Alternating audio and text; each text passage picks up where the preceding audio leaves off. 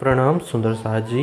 पिछले वीडियो में हमने श्री कलश ग्रंथ हिंदुस्तानी के प्रकरण 9 की 15 तक की चौपाई का पाठ किया। आज हम आगे की चौपाइयों का पाठ करेंगे। सुंदर साथ जी, अगर आपको यह वीडियो अच्छा लगता है तो प्लीज़ लाइक और कमेंट करें, और जो भी सुंदर साथ आपके साथ जुड़े हुए हों उन सबको भी यह वीडियो अवश्य शेयर कर दें। सुंदर साथ जी, जिन्होंने अब तक हमारे इस चैनल को सब्सक्राइब नहीं किया वे प्लीज़ इस चैनल को सब्सक्राइब कर दें, ताकि आने वाले नए वीडियो का नोटिफिकेशन आपको तुरंत मिल जाए।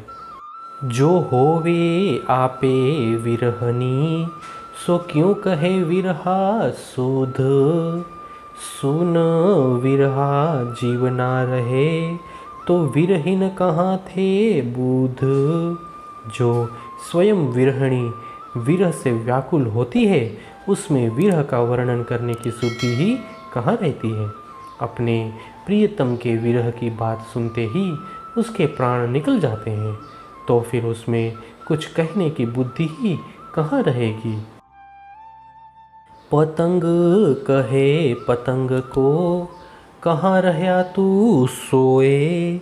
मैं देखा है दीपक, चल देखाऊं तोए। यदि कोई पतंगा दूसरे पतंगे से जाकर यह कहने लगे, अरे तू कहाँ सो रहा था, मैं तो दीपक देखकर आया हूँ, चल तुझे भी उसके दर्शन कराऊं। के तो ओ दीपक नहीं, या तो पतंग ना है। पतंग कहिए तीन को, जो दीपक देख झंपाए। तब दूसरा पतंगा कहता है, तुमने जो देखा है या तो वो दीपक नहीं है, या फिर तू पतंगा नहीं है। पतंगा तो उसे कहा जाता है जो दीपक को देखते ही तत्क्षण झपट पड़े और जल मरे। पतंग और पतंग को जो सुध दीपक दे, तो होवे हंसी तीन पर, कहे नाही पतंग ए। जो पतंगा दीपक देखकर दूसरे पतंगे की को उसकी शुद्धि देने लगे तो उस पर अवश्य हंसी होगी। सब यही कहेंगे कि यह तो पतंगा ही नहीं है। दीपक देख पीछा फिरे, साबित राखे अंग। आए देवे सुध और को, सो क्यों कहिए पतंग। जो दीपक की ज्योति को देखकर भी अपनी देह को यथावत रखता हुआ लौट आए एवं दूसरों से उस दीपक की चर्चा करने लगे, तो उसे पतंगा कैसे कहा जाए। जब मैं होती विरह में, तब क्यों मुख बोलियो जाए। पर ए वचन तो तब कहे, जब लई पिया उठाए। जब तक मुझे धनी का विरह था, तब तक मुख से कोई भी शब्द कैसे निकल सकते, किंतु ये वचन तो मैंने तब कहे जब मेरे सतगुरु धनी ने अपना आवेश देकर मुझे विरह से उबार लिया। ज्यों ए विरहा उपजिया, ए नहीं हमारा धर्म।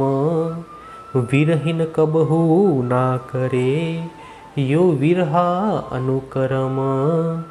यह विरह जिस प्रकार उत्पन्न हुआ है, यह हमारे धर्म के अनुकूल नहीं है। विरहिणी आत्मा को कभी भी इस प्रकार अनुक्रम पूर्वक विरह उत्पन्न नहीं होता। विरहा नहीं ब्रह्मांड में, बिना सुहागिन नार। सुहागिन अंग पीयू की, वतन पार के पार। वास्तव में सुहागिनी आत्माओं के अतिरिक्त इस संसार में अन्य किसी को भी विरह नहीं हो सकता, क्योंकि सुहागिनी आत्माएं ही परब्रह्म परमात्मा की अंगनाएं हैं। उनका घर अक्षर अक्षर से भी परे अक्षरातीत परम धाम है। अब नेक कहूँ अंकुर की, जाए कहिए सुहागी न। सो विरहीन ब्रह्मांड में, होती न एते दीन। अब मैं थोड़ी सी बात परम धाम का मूल अंकुर धारण करने वाली आत्माओं के विषय में कहूँ, जो परब्रह्म परमात्मा की सुहागिनी कहलाती हैं। ये विरहिणी आत्माएं इस ब्रह्मांड में आज तक नहीं आई थी। सोई सुहागिन आइयाँ पिया की विरहीन, अंतर्गत पिया पकड़ी ना तो रहे ना तन। परब्रह्म परमात्मा की वही सुहागिनी आत्माएं उनका विरह लेकर इस जागने के ब्रह्मांड में आई हैं। उनके हृदय में विराज कर प्रियतम परमात्मा ने उन्हें पूर्ण सहारा दिया है, अन्यथा उनका शरीर ही नहीं रह पाता। ए सुध पिया मुझे दई, अंदर कियो प्रकाश, तो ए जाहिर होत है गयो तिमिर सब नाश। सतगुरु धनी ने तारतम ज्ञान के प्रकाश से मेरे हृदय को आलोकित कर मुझे इस प्रकार की शुद्धि दी। इसीलिए यह अखंड सुख प्रकट हो रहा है और अज्ञान रूपी अंधकार का नाश हो गया है। प्यारी पिया सुहागनी सो जुबा कही न जाए, पर हुआ जो मुझे हुकुम सो कैसे कर ढंपाए। सुहागिनी आत्माएं पर ब्रह्म को कितनी प्यारी है, उसका वर्णन इस जिह्वा से नहीं हो सकता। किंतु मेरे धनी ने मुझे ब्रह्म आत्माओं को जागृत करने का जो आदेश दिया है, अब वह कैसे ढका रह सकता है।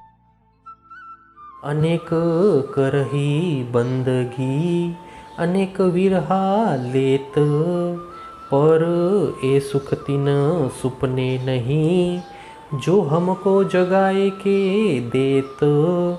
इस जगत में बहुत से साधक उपासनाएं करते हैं और बहुत से विरह भी करते हैं, परंतु ब्रह्मानंद का यह अलौकिक सुख उन्हें स्वप्न में भी अप्राप्य है, जिसे हमारे सतगुरु हम ब्रह्म सृष्टियों को जागृत कर दे रहे हैं।